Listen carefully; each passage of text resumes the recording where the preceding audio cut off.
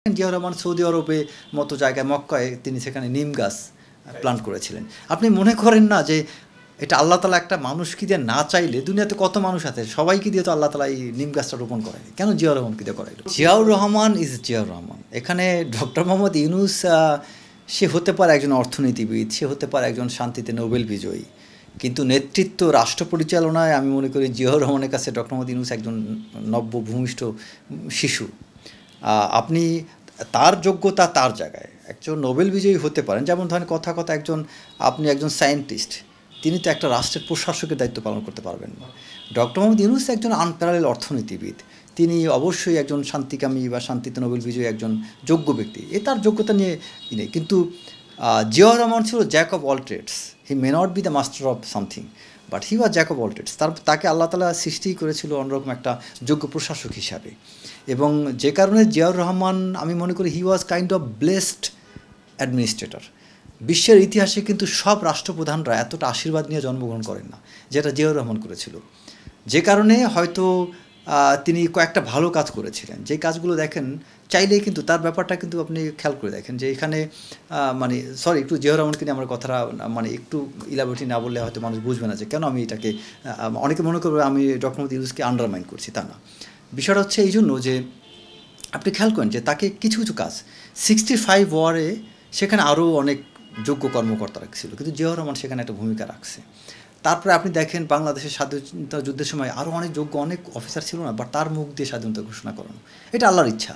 বা তারপরে খেয়াল করে দেখেন যে সে যখন রিভোল্ট করে, সেই রিভোল্ট করার পরে ওই রকম রিভোল্ট অনেকেই করতে পারতেন, ওইটা করার পরে তার কিন্তু মৃত্যু হওয়ার কথা, কারণ তাকে কিন্তু ওই মুহূর্তে প্রচণ্ড লাইফ থ্রেটের মধ্যে ছিল, তাকে কিন্তু হত্যা করতে আদেশও দেওয়া হয়েছিল।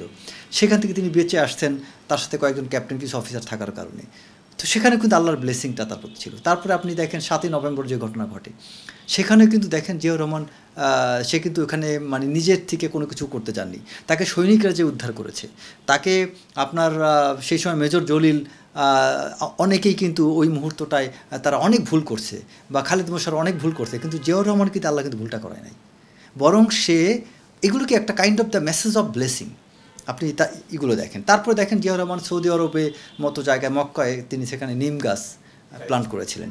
আপনি মনে করেন না যে এটা আল্লাহ তালা একটা মানুষকে দিয়ে না চাইলে, দুনিয়াতে কত মানুষ আছে সবাইকে দিয়ে তো আল্লাহ তালা এই নিম গাছটা রোপণ করেনি, কেন জিয়াউর রহমানকে দিয়ে করাইল? তো আমার দৃষ্টিতে মনে হয় হি ওয়াজ ইরাক ইরান যুদ্ধে তার অবদান, তারপর ইসলামিক ওয়াইসির মতো জায়গায় তিনি নেতৃত্ব দিয়েছেন, এবং ওয়াইসিতে তিনি যে ভূমিকা রেখেছিলেন সেটা এখন পর্যন্ত কোনো রাষ্ট্রপ্রধান ওই ভূমিকা রাখতে পারেন। তারপর সাউথ এশিয়া, সো আপনি সাউথ এশিয়ায় তার নেতৃত্ব ছিল, ওয়াইসিতে তার নেতৃত্ব ছিল, মিডল ইস্টে তার নেতৃত্ব ছিল, ইরাক ইরান যুদ্ধে তার নেতৃত্ব ছিল। এই প্রতিটা বিষয় কিন্তু শুধু মেধা না, এই এটা আল্লাহর ব্লেসিং আমি মনে করি, এবং আল্লাহর ব্লেসিংটা মানুষ তখনই পায় যখন তার মধ্যে সেই নীতি নৈতিকতা যোগ্যতা থাকে। তার যোগ্যতা নীতি নৈতিকতার দ্বারা আল্লাহর ব্লেসিংটা তিনি পেয়েছিলেন। এখন এই জিনিসটা তো আসলে সবাই পারবে না। So Ziaur Rahman is kind of আমি মনে করি একটা অন পিস। বাংলাদেশের কোনো রোল প্লে করার কিছু আছে? বাংলাদেশের ক্ষেত্রে রোল প্লে করতে অবশ্যই আছে। এখন বাংলাদেশ কি একটা রাষ্ট্রপ্রধান যদি অনেক কিছু না করেন, বাংলাদেশ জনগণ তো চাইলে অনেক কিছু পারবেন না। এখন সেই রাষ্ট্রপ্রধানের যদি মধ্যে ওই রকম জিয়াউর রহমানের মধ্যে দেশপ্রেম জাগ্রত হয়ে থাকে যে তিনি শুধুই রাষ্ট্রের ইন্টারেস্ট চিন্তা করবেন, ডক্টর মোহাম্মদ ইউনূসকে যেটা মনে হয় উনি শুধু রাষ্ট্রের ইন্টারেস্ট চিন্তা করেন না, বরং উনি ব্যালেন্স করার চেষ্টা করেন। কীরকম? উনি চিন্তা করবেন যে আমাকে এখন আমেরিকার সাথে ব্যালেন্স করতে হবে, ইউনাইটেড নেশনসকে ঠিক রাখতে হবে। উনি মোর অফেন ইন্টারন্যাশনালি একজন রিকগনাইজড ফিগার, উনি গ্লোবালি এমন একটা পর্যায়ে চলে গিয়েছেন, উনি ওনার গ্লোবাল ইমেজটাকে ধরে রাখার জন্য বাংলাদেশকে দরকার কোরবানি করে দেবেন। কারণ বাংলাদেশের সাপোর্টের চেয়ে উনি প্রাধান্য দেবেন আমার মনে হয় যে তিনি গ্লোবালি তার যে একটা, কারণ সারা বিশ্বের মানুষ তাকে চিনে। সো ওই জায়গাটা একটা জিনিস মনে রাখবেন, একটা মানুষ যখন সবার মন জয় করতে চায় তখন সে কিন্তু অনেক নীতি নৈতিকতাকে সে কোরবানি দেয়।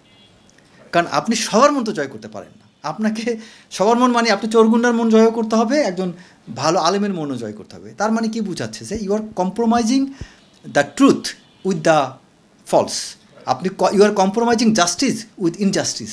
So truth, false, justice, injustice এগুলোর মধ্যে ব্যালেন্স করতে গেলে আপনি তখন প্রকৃত ইমানদার দেশপ্রেমিক মানুষ থাকবেন না। যেই জায়গাটায় ডক্টর মোহাম্মদ ইউনূসের অবস্থান এবং যেটার অপোজিটে জিয়াউর রহমানের অবস্থান ছিলেন, তার মধ্যে ট্রুথ ছিল, তার মধ্যে জাস্টিস ছিল, তার মধ্যে দেশপ্রেম ছিল, তার মধ্যে খোদার প্রতি ঈমান ছিল, জনগণের প্রতি ভালোবাসা ছিল, সৎ সাহস ছিল। যে কারণে জিয়াউর রহমানের মতো জায়গাটায় যদি কাউকে আমরা দেখতে চাই তাহলে এই গুণাবলী, এই ট্রেটসগুলো তার মধ্যে থাকতে হবে। এই ট্রেটসগুলো ডক্টর মোহাম্মদ ইউনূসের মধ্যে নেই। তার মধ্যে অনেক গুণ আছে, বাট অল দোজ ট্রেটস যেটা একজন দেশপ্রেমিক রাষ্ট্রপ্রধানের মধ্যে থাকা দরকার সেটা তার মধ্যে নেই।